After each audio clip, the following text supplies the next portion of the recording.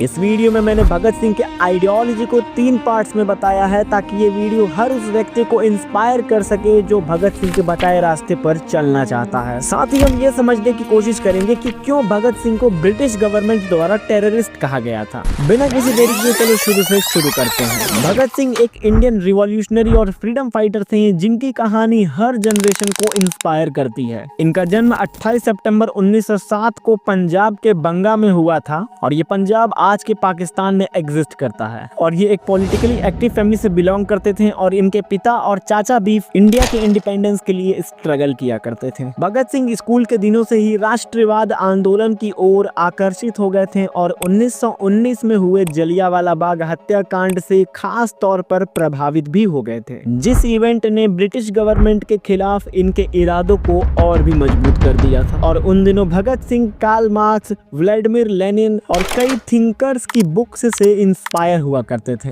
उनकी बुक्स को पढ़कर रिवॉल्यूशन के तरीके सोचा करते थे, क्योंकि दोस्तों इन थिंकर्स की ज्यादातर किताबें यूरोपियन रिवॉल्यूशनरी मूवमेंट पे ही लिखी गई थी और इन लोगों की किताबें भगत सिंह ने लाहौर के नेशनल कॉलेज में ही पढ़ना शुरू कर दिया था। फिर 1922 में भगत सिंह महात्मा गांधी के नॉन कोऑपरेशन मूवमेंट में भी शामिल थे, लेकिन जब चौरी चौरा कांड के बाद गांधी जी ने आंदोलन बंद कर दिया, क्योंकि दोस्तों गांधी जी वायलेंस को सपोर्ट नहीं करते थे। उनका मानना था कि हम नॉन वायलेंस से ही अपने देश को वापस ले लेंगे अंग्रेजों से। लेकिन भगत सिंह की सोच विचार थोड़ी यहाँ पर बदलती है, क्योंकि भगत सिंह देख रखे थे कि नॉन कोऑपरेशन मूवमेंट में पूरे भारत से बहुत ज्यादा लोग इकट्ठा हुए थे और वो चाहते तो अंग्रेजों को मार पीट के भी भगा सकते थे। यहाँ पर भगत सिंह का कुछ ऐसा ही सोचना था। खैर जब आंदोलन बंद हो जाता है उसके कुछ साल बाद 1924 में भगत सिंह ने हिंदुस्तान सोशलिस्ट रिपब्लिकन एसोसिएशन को ज्वाइन किया, जो कि सोशलिस्ट आइडियोलॉजी को फॉलो करते हुए ब्रिटिश गवर्नमेंट को भारत से किक करना चाहता था। और इस समय तक दोस्तों भगत सिंह एक भारत के जाने माने फ्रीडम फाइटर बन चुके थे। खैर मैं इनकी बायोग्राफी में ज्यादा एंटर नहीं करूंगा, मैं इनकी आइडियोलॉजी को बताने की कोशिश करूंगा। भगत सिंह के सोशलिस्ट आइडियोलॉजी के पॉइंट ऑफ व्यू को समझने के लिए मैंने 5 पॉइंट में इसे तोड़कर बताया, जिसमें से पहला है इकोनॉमिक इक्वालिटी, यानी भगत सिंह को समाज में आर्थिक भेदभाव दिखता था कैपिटलिज्म और इंपीरियलिज्म के द्वारा। कैपिटलिज्म यानी यहाँ हमेशा भेदभाव लगा रहता था वर्किंग क्लास और कैपिटलिस्ट क्लास के बीच में, और इंपीरियलिज्म यानी यहाँ पर ये समझ सकते हैं कि जो ब्रिटिश गवर्नमेंट थी उनका मेन पर्पस टेरिटरी एक्सटेंड करना था, चाहे भले ही यहाँ की इकोनॉमी और पॉलिटिकल पावर समाप्त हो जाए। दूसरा है influence of political thinker. Bhagat Singh अपने कॉलेज में पढ़ने के दौरान कार्ल मार्क्स, व्लादिमीर लेनिन और ऐसे कई पॉलिटिकल थिंकर्स की किताबें पढ़ा करते थे, जिसके द्वारा ये इंडियन सोसाइटी में बटे क्लासेस के बीच का स्ट्रगल्स और टेंशंस को समझते थे। यानी दोस्तों इन किताबों से इन्हें काफी मदद मिलती थी भारत में ब्रिटिश रूल के अगेंस्ट फाइट लड़ने में by the help of people. तीसरा है सेकुलरिज्म एंड एंटी कम्युनलिज्म, यानी दोस्तों भगत सिंह कम्युनल डिवीजन का विरोध किया करते थे ताकि इस देश के आजादी के लड़ाई में हर धर्म का साथ रहे और यहाँ यूनिटी बनी रहे। मैं आपको बता दूं दोस्तों भगत सिंह एक कंप्लीट सेकुलर पर्सन थे। ये ऐसे किसी भी धर्म को प्रमोट नहीं किया करते थे जैसे आजकल के लीडर्स किया करते हैं। देश के अंदर इस प्रकार की स्थितियां पैदा करिए क्योंकि हिंदुओं का संगठन कर सके, हिंदू समाज को एक सूत्र में जोड़ सके। साथ ही भगत सिंह एक एंटी कम्युनलिस्ट थे। कम्युनलिज्म से ये समझ सकते हो कि जो एक पॉलिटिकल इकोनॉमिक आइडियोलॉजी होती है सोसाइटी की, जो कि सोसाइटी को ही धर्म के आधार पर छोटे छोटे ग्रुप्स या कह सकते हैं कम्युनिटी में डिवाइड करती है। भगत सिंह इसको कम्प्लीटली क्रिटिसाइज करते थे। भगत सिंह हर पर्सन को एक समांतर समझते थे, भले ही उनके बीच पॉलिटिकल या इकोनॉमिकली डिफरेंस होता था। चौथा पॉइंट है हमारा क्रिटिक ऑफ नॉन वायलेंस। दोस्तों भगत सिंह महात्मा गांधी के फ्रीडम स्ट्रगल्स के कंट्रीब्यूशंस को काफी रिस्पेक्ट किया करते थे, लेकिन इसके साथ ही वो doctrine of absolute non violence को क्रिटिसाइज भी करते थे। जैसे उनकी सोच यही थी कि पहले हम पीसफुल प्रोटेस्ट करेंगे, लेकिन अगर हमारी बात नहीं सुनी गई तो हम लेजिस्लेटिव में धमाका करेंगे। ये एक एग्जाम्पल था उन्हीं के लाइफ के इवेंट का। भगत सिंह बिलीव करते थे डायरेक्ट एक्शन और रिवॉल्यूशन यानी क्रांति पे। हालांकि उनके तरीके जस्टिस के पॉइंट ऑफ व्यू से इंस्पायर थे, ना कि ब्लाइंड वायलेंस से।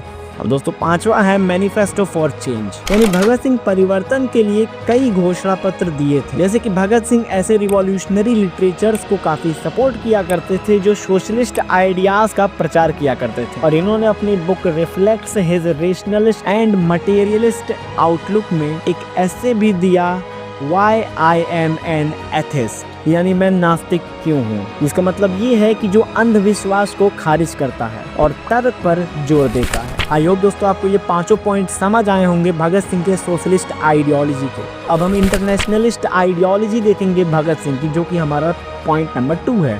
Bhagat Singh British colonial rule को एक बहुत बड़ा इंपीरियलिस्ट सिस्टम मानते थे इंडिया में। भगत सिंह विश्वास करते थे कि जो इंडियन इंडिपेंडेंस का स्ट्रगल है वो इंपीरियलिज्म के अगेंस्ट जितने ग्लोबल मूवमेंट हैं ये उनसे कनेक्ट है। यानी कहीं ना कहीं देखा जाए तो भगत सिंह ये कह रहे हैं कि जो इंडिया की इंडिपेंडेंस का फाइट है वो ग्लोबल मूवमेंट का एक पार्ट है। यानी भगत सिंह ग्लोबल सॉलिडेरिटी में विश्वास रखते थे और भगत सिंह के हिसाब से इंडिया के इंडिपेंडेंस की फाइट एक ग्लोबल मूवमेंट की फाइट जो कि लिबरेशन और सोशल ट्रांसफॉर्मेशन के लिए लड़ी गई थी। साथ ही दोस्तों भगत सिंह कम्युनलिज्म के खिलाफ और सेकुलरिज्म और ह्यूमनिज्म को काफी सपोर्ट किया करते थे। इन्होंने एक सेकुलर इंडिया की कल्पना की थी जिसमें हर धर्म के लोग एग्जिस्ट करेंगे और इंसाफ के लिए आवाज उठाएंगे। लेकिन दोस्तों आजकल के पॉलिटिकल लीडर्स ही स्लोगन निकालते हैं कि बटोगे तो कटोगे। हंसने वाली बात तो ये है कि जनता भी इसे काफी सपोर्ट करती है। खैर हम अपने टॉपिक पे वापस आते हैं। साथ ही वो ये भी कल्पना किए थे कि भारत के हर नागरिक को इक्वालिटी और डिग्निटी के साथ ट्रीट किया जाए इंडियन गवर्नमेंट द्वारा। और तो भगत सिंह नैरो नेशनलिज्म की आलोचना करते थे। यानी इनका मानना था कि राष्ट्रवाद को क्षेत्रीय सीमाओं तक सीमित नहीं रखना चाहिए, बल्कि इसका उद्देश्य पूरी मानवता की मुक्ति होनी चाहिए। समझने की कोशिश करना दोस्तों, भगत सिंह सिर्फ इंडियन इंडिपेंडेंस की बात नहीं कर रहे हैं। यहाँ पर भगत सिंह दुनिया में हर उस इंसान की बात कर रहे हैं जो अपने राइट्स को गवर्नमेंट द्वारा नहीं पा रहा है। इनका मानना था कि नेशनलिज्म बिना सोशल और इकोनॉमिक जस्टिस के नए प्रकार के अत्याचार को जन्म दे सकता है। तो दोस्तों ये थी भगत सिंह की internationalist ideology, combined anti imperialism, socialism, secularism and humanism के साथ। अब दोस्तों हमारा लास्ट तीसरा पॉइंट है एथिज्म इन भगत सिंह आइडियोलॉजी। दोस्तों भगत सिंह एक पक्के देशभक्त के साथ एक पक्के सेकुलर एथिस्ट भी थे जो बिलीव करते थे एक फ्री फ्रॉम रिलीजन सोसाइटी में, यानी जिस सोसाइटी में धार्मिक विभाजन ना हो। क्योंकि दोस्तों कहीं ना कहीं भगत सिंह ये कल्पना कर चुके थे कि धर्म को लेकर पॉलिटिकल लीडर्स पॉलिटिक्स कर सकते हैं जैसा आजकल के लीडर्स करते हैं। हिंदू अलग संस्कृति है, मुस्लिम अलग संस्कृति है, दोनों एक साथ नहीं रह सकती। दो संस्कृतियां कभी एक साथ नहीं रह सकती हैं। ये टकराव होगा, जरूर होगा। ये बात भगत सिंह को पहले ही समझ आ गई थी, इसीलिए वो पॉलिटिक्स और रिलीजन को कभी जोड़ना नहीं चाहते थे। भगत सिंह ने अपने एथिज्म यानी नास्तिकता को एक famous essay why I am atheist में बताया है, जो कि 1930 में खुद भगत सिंह द्वारा लिखी गई थी जब वो जेल में थे। इस एस्से के हिसाब से भगत सिंह गॉड के एग्जिस्टेंस को रिजेक्ट करते हैं, ना ही नर्क, स्वर्ग और ऊंच नीच में विश्वास करते हैं। साथ ही ये उस धार्मिक कॉन्सेप्ट को क्रिटिसाइज करते हैं जो सोशल इनइक्वालिटीज को बताता है। भगत सिंह का कमिटमेंट सेकुलरिज्म और एथिज्म के लिए था, जो उन्हें एक यूनिक फिगर बनाया था फ्रीडम मूवमेंट के दौरान। तो दोस्तों ये थी भगत सिंह की आइडियोलॉजी जो मैंने 3 पार्ट्स में बताने की कोशिश करी है। वैसे तो भगत सिंह की और भी आइडियोलॉजी थी, लेकिन मुझे लगता है कि ये 3 आइडियोलॉजी एवरी इंडियंस को पता होनी चाहिए।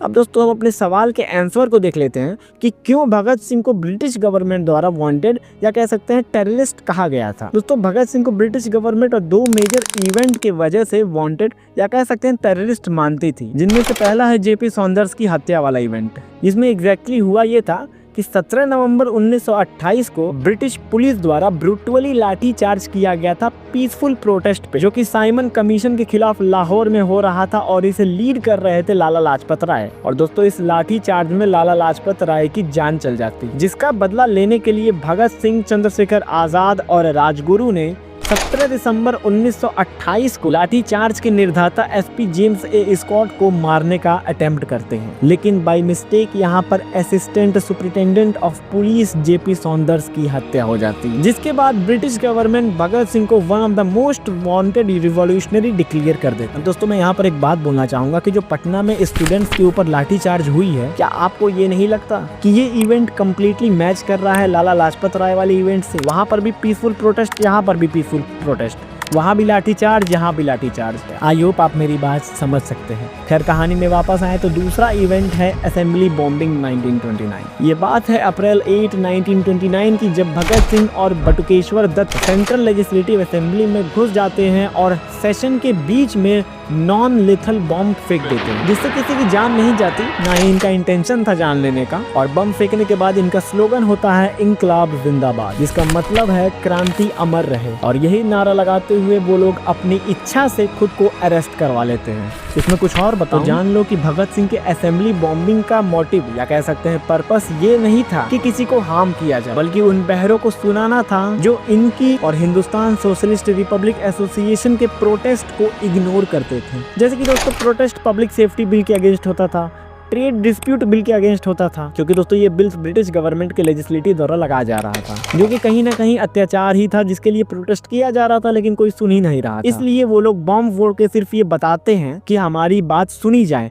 इंटरनेशनल लेवल पे। और इनका सारा प्रोटेस्ट ब्रिटिश कॉलोनियल रूल के अगेंस्ट था। और दोस्तों मेजरली इन्हीं दो इवेंट के कारण ब्रिटिश गवर्नमेंट द्वारा भगत सिंह को वांटेड या कह सकते हैं टेररिस्ट डिक्लेयर किया गया था। लेकिन दोस्तों भगत सिंह हम सभी भारतीयों के लिए एक महान देशभक्त थे और हमेशा रहेंगे, जिन्होंने देश की आजादी के लिए अपना प्राण त्याग दिया। आई होप दोस्तों आपको भगत सिंह की आइडियोलॉजी एक्चुअल में समझ आई होगी, साथ ही थंबनेल के क्वेश्चन का आंसर भी मिल गया होगा। भगत सिंह के लिए एक प्यारा सा कमेंट जरूर करना। वीडियो इन्फॉर्मेटिव लगी होगी तो चैनल को सब्सक्राइब करना। मिलते हैं अगली वीडियो में। जय हिंद, जय भारत।